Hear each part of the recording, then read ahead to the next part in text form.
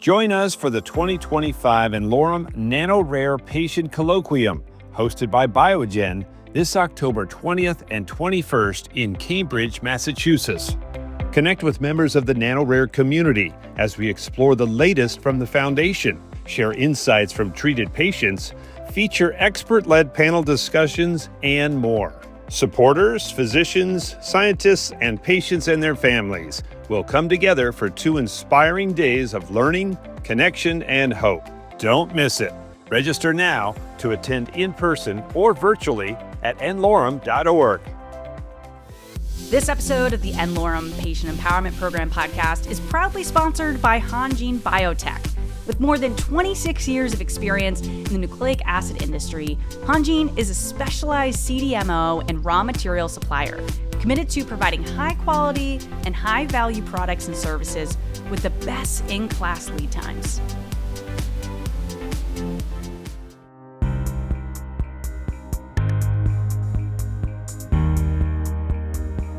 Hello and welcome to the n-Lorem podcast series. I'm Stan Crook.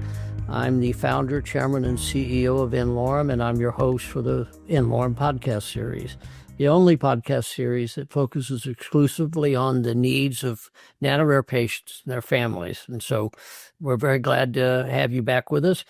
And today we have a special guest who knows n-Lorem extremely well, Dr. Eugene Schneider. Welcome, Eugene. Thank you, Stan. Great to be here. Great to see you. Yeah, well, Eugene and I have the pleasure of knowing each other for quite a while.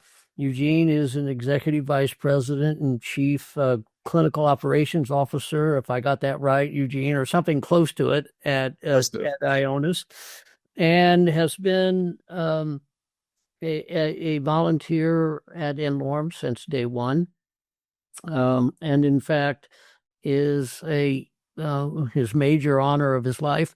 He's a hero of n-Lorem that he got a while ago. So Eugene, we're very happy to have you and look forward to chatting. Likewise. Thanks so much for having me. So Eugene, what I thought we'd talk about today is your role at n-Lorem and why it's so important and what we're learning about safety and all that. So at n-Lorem, Eugene chairs the DSMB. So maybe we should begin with what that DSMB actually stands for.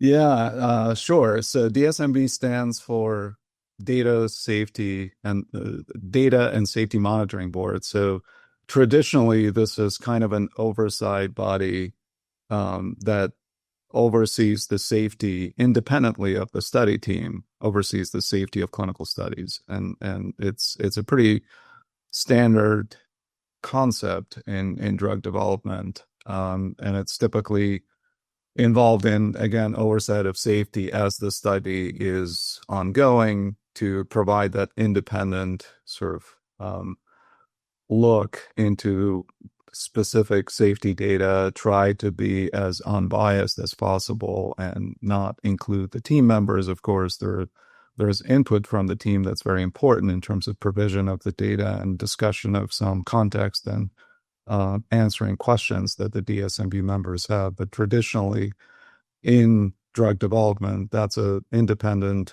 safety monitoring board that looks at the data as the study progresses and makes recommendations. And oftentimes, although they're non-binding recommendations, they're very important recommendations. So you can imagine if there is, and it could be anything from study continues as planned, and that's kind of the best that you can hope for as a drug developer, to, we recommend the study be stopped on the basis of, and typically it's on the basis of some observations that the board is concerned about related to patient safety.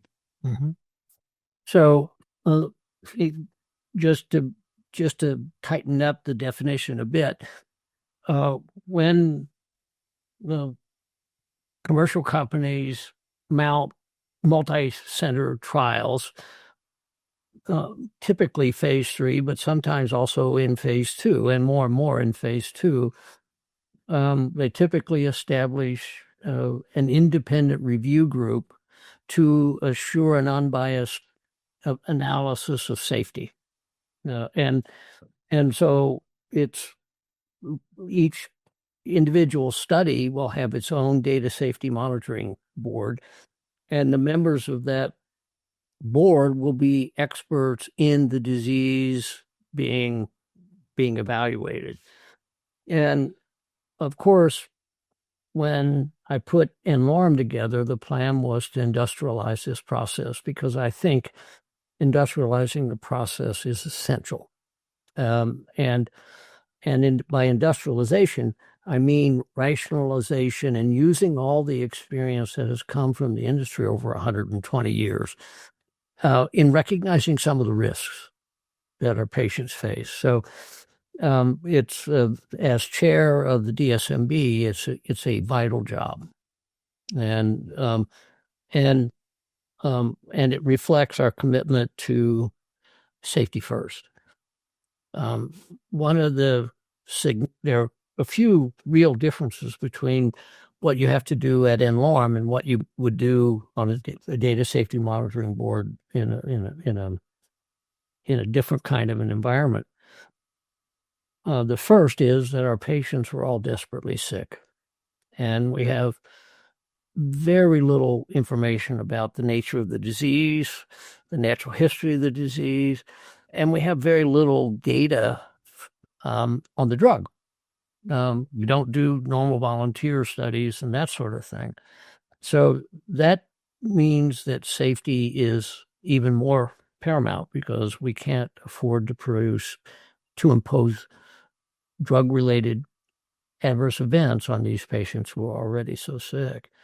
And then the other big difference is that each of our patients is an individual study, and so our DSMB overlooks all of the work that we do at n-Lorem, all the patients. So you've been at this now with us quite a while. Why bother? Why do it? I mean, you're a busy guy. You've got a big job. You have plenty of other ways to spend your time. Well, as you already alluded to, this is essential part of these N of 1 investigations, is really assessing the benefit risk. Basically, it really comes down to the assessment of benefit risk for every single patient who is treated under n-Lorem. It's very different from the approach that we take, or the DSMBs typically take, overseeing the trial. And as you said, it's no longer just the large multi-thousand patient pivotal trials that are being overseen, where again, the individual patient becomes, the data from individual patient becomes even less critical for those assessments of safety overall. But more and more so now, they're introduced earlier, especially in vulnerable population studies in children. Again, as a pediatric drug developer, I can't remember many trials, if any, that did not have a DSMB, regardless of their size. So again, that approach to assessing very carefully benefit risk in sometimes rapidly progressive fatal disorders is critical for drug development, but it's also critical for the n-Lorem model, where you essentially are introducing an unknown product in a desperately ill individual, and you're trying to really define whether that product on balance provides better, more benefit than introduces risk. And that's pretty important, I thought, as part of the n-Lorem mission. This assessment is pretty critical for it to be able to, again, as you said, to industrialize it and do it at scale, but also learn from every experience and try to integrate it so that we do better with every subsequent trial and every subsequent patient who is treated with n-Lorem product. So why don't we talk about the sort of types of skills that are on the DSMB? One of the challenges in putting any of these committees that we put together is the breadth of disease and the breadth of organs and the age of patients, not just kids, but our oldest patient is now 70. So on the DSMB, what sort of skills do you have at your disposal in terms of members? Sure. So we have an esteemed group of very experienced physicians, for the most part. All of the four, five members, including myself, are physicians, but four are real physicians, not just researchers, and they are seeing patients and treating patients in their daily lives. Many of them have expertise in pediatric neurology, or at least I would say majority, 3 out of 4, and then we also have, in addition to their clinical experience, of course, they're all very experienced investigators, clinical investigators who understand the intricacies of clinical research and drug development, and also understand the key differences between what's being done at n-Lorem versus what typically is done in commercial, I would say, drug development. So these are those standing members of the committee, and of course, so my role is mostly as someone who is probably a little bit more familiar with the platform and have broader platform knowledge, and platform meaning antisense for the most part is what I've been doing for close to 15 years now. So that's the standing expertise, and of course we also invite additional experts who can provide a more narrow level of expertise. So let's say on our agenda we're reviewing an indication, a rare indication that is being treated with intravitreal, so injection into the eye, which none of the standing members, if you will, have a lot of experience with, including myself. We don't have any intravitreal programs. We haven't had them in a while at Ionis. You still remember, I'm sure, the early programs at ISIS that use that administration. But we do have access to experts who can advise us on sort of specifics of intravitreal therapeutic administration. How do you monitor particular potential liabilities? How do you assess whether there's any significant complications related to administration itself versus potentially related to the investigational product? So we utilize and leverage that expertise, that narrow expertise that is sometimes needed for review of a particular patient in particular n-Lorem case. Yeah. Well, I think that it expresses it very well. We have broad experience with the technology, deep experience in clinical evaluation of patients and drugs, and then you bring in the talent you need for specifics, and that reflects just the diversity of patients and needs that these patients have. And it was pretty easy going in the early days. We had a patient or two. It's sort of changed. I've this a couple 3 days ago with Lori, I went through the slides for the DSMB, and she's trimming them down, but there are 150 as I recall. So how has the workload increased over these few years? Well, I look at it as glass half full. That means that the program, as you conceived it at first as an idea, is really now getting traction, and certainly seeing multiple INDs. And every time we're meeting monthly on a regular cadence. And of course, we're always available on a fairly short notice if there is a need to discuss something between the scheduled meetings. But yeah, it's been incredible. So I see it as a testament to a success that you've helped build in this in this project really getting traction now. So yeah, the meetings are a lot longer now than they were even 6 months ago. But again, I don't think anyone's complaining. This really means that there's this is important work, and we're all dedicated and excited that things are going as you plan.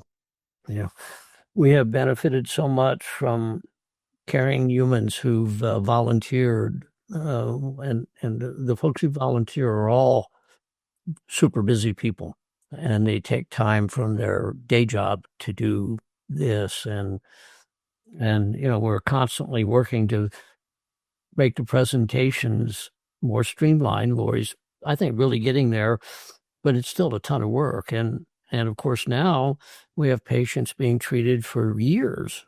And so that makes it even more complicated, I suppose.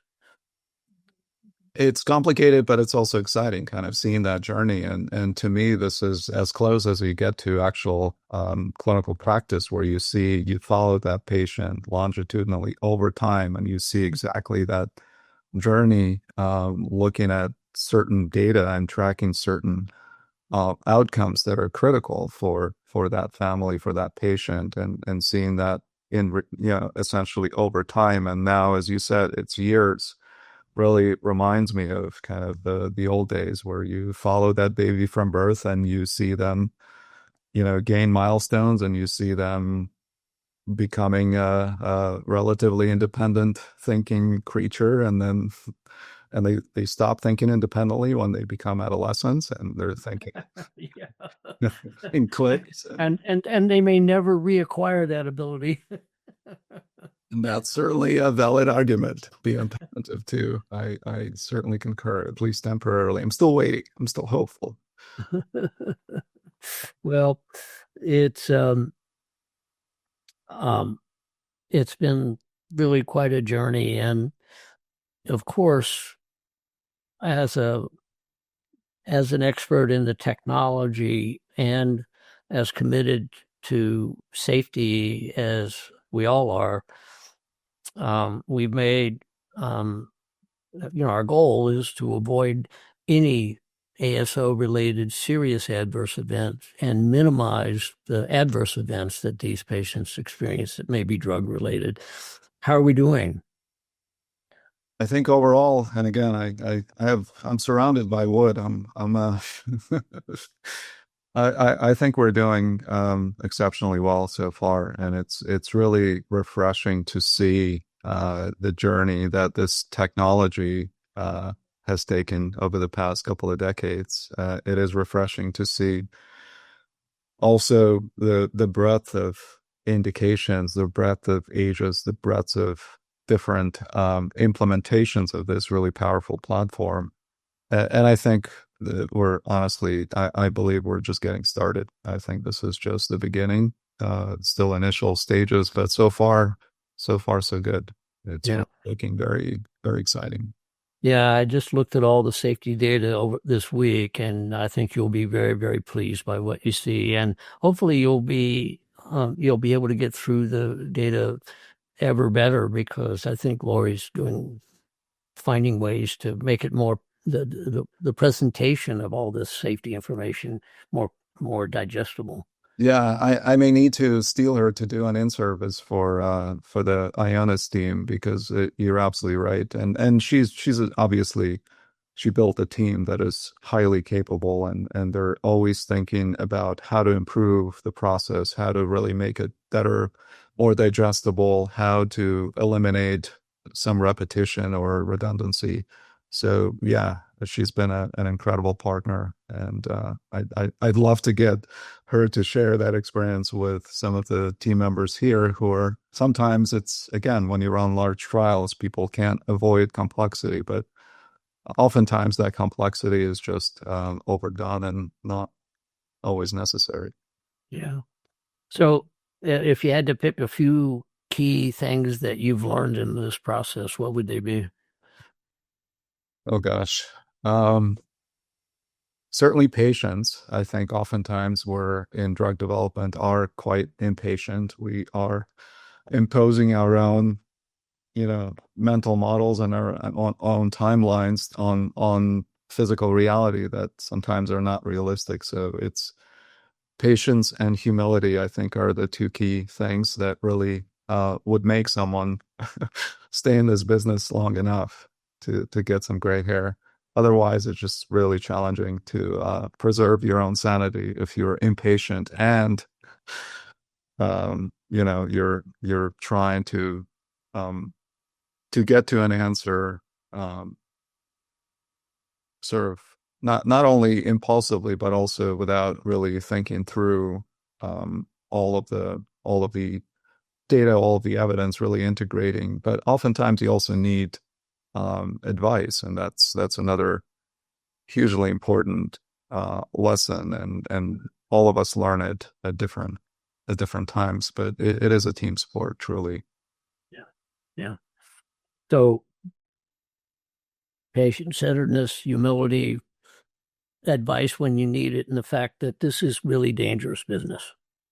It is dangerous business, but it's such an incredibly rewarding and important business. Do you think that organizations that do this who aren't n-Lorem should have a system like this as part of what they do?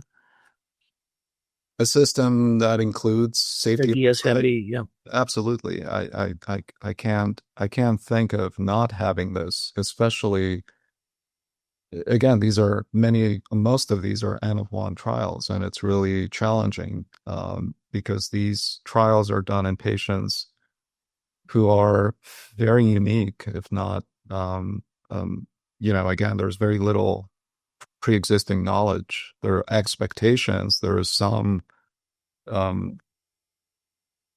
desire to convince yourself that what the natural course of their illness or their disorder is, but the reality is there is very little that exists in terms of knowledge. And in drug development generally, we underestimate how much our decisions and our actions are driven by that pre-existing knowledge about the condition that we're studying.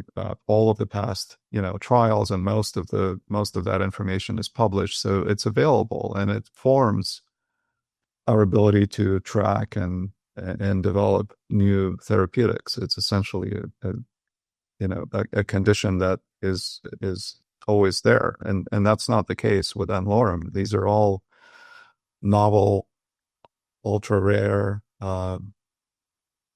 phenotypes or conditions that no one really described, and even treating physicians oftentimes have not seen a patient like that before. So we're all kind of trying to work under very different circumstances than we typically do in our daily lives, whether a clinician or a researcher. So I think it's essential to have these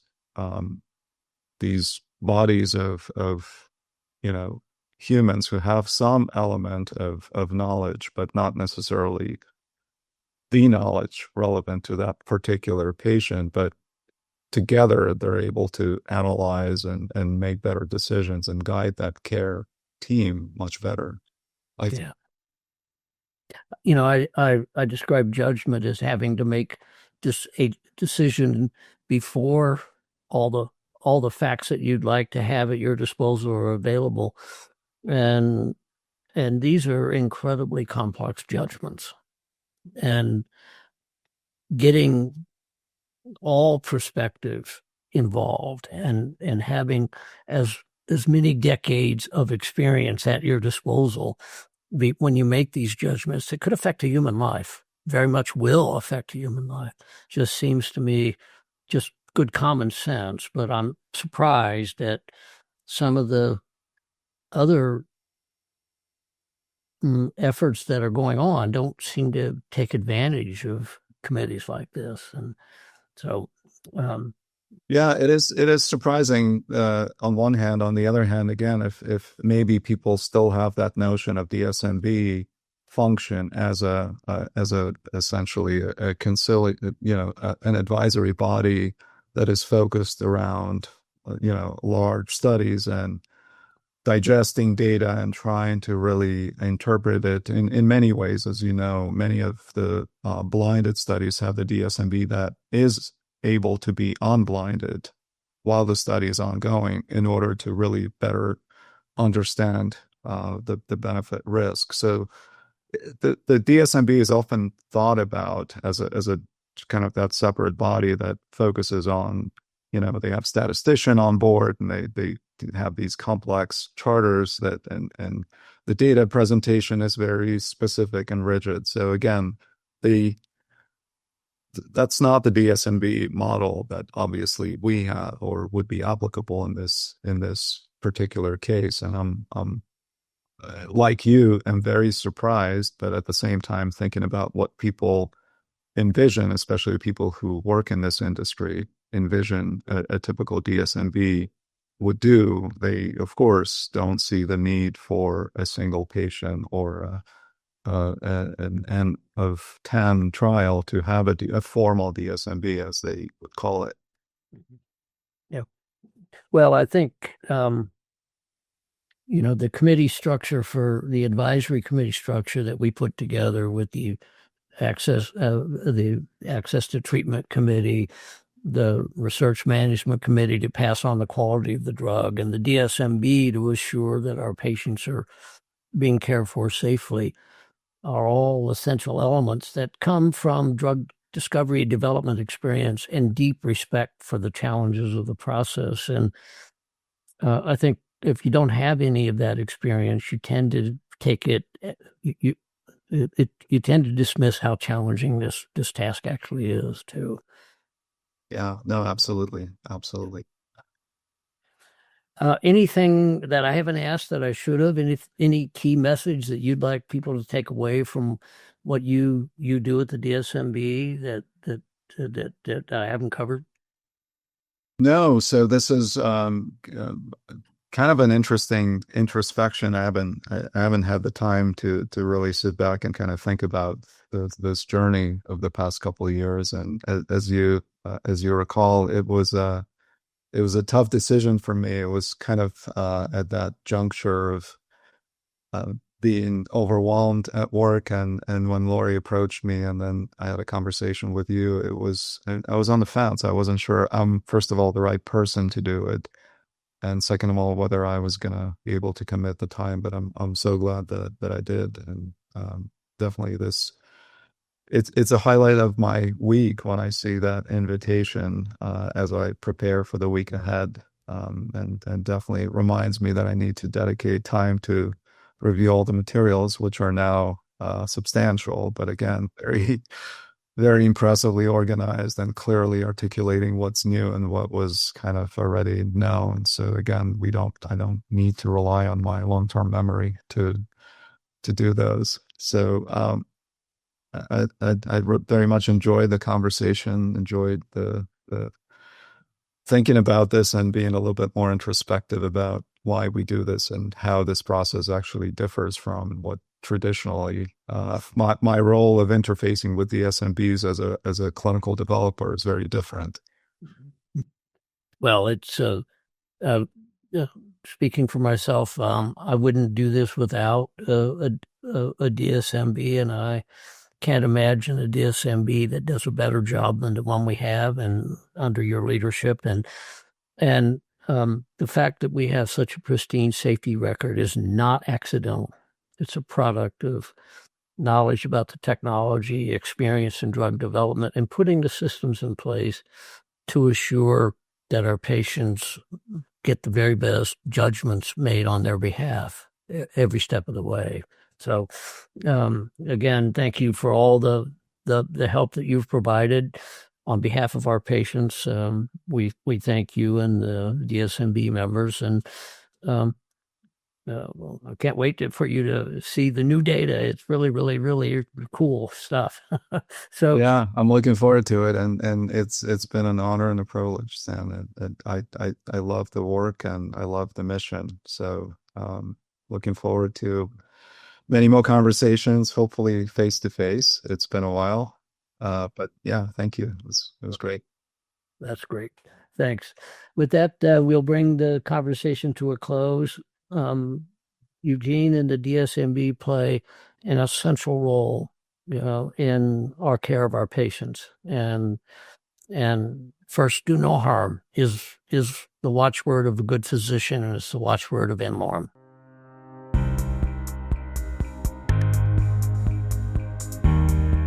n-Lorem is a nonprofit committed to discovering and providing personalized experimental treatments for free for life to patients with genetic diseases that affect 1 to 30 patients worldwide, referred to by n-Lorem as nano-rare.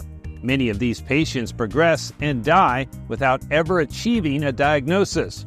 This is where n-Lorem comes in. They do the impossible by providing hope, and for those that they can help, free lifetime treatment.